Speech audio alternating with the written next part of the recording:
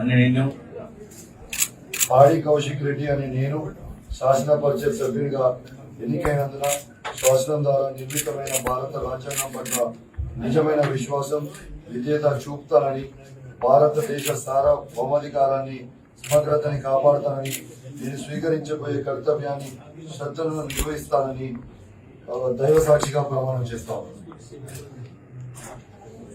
అని నేను తెలంగాణ శాసన పరిషత్ సభ్యుడైన పాడి కౌశిక్ రెడ్డి అని నేను సభ నియామకాలను కట్టుబడి ఉంటానని, వాటిని అనుసరిస్తానని, సభ మర్యాదలను పాటిస్తానని, సాంప్రదాయాలను గౌరవిస్తానని దైవ సాక్షిగా ప్రమాణం చేస్తాను.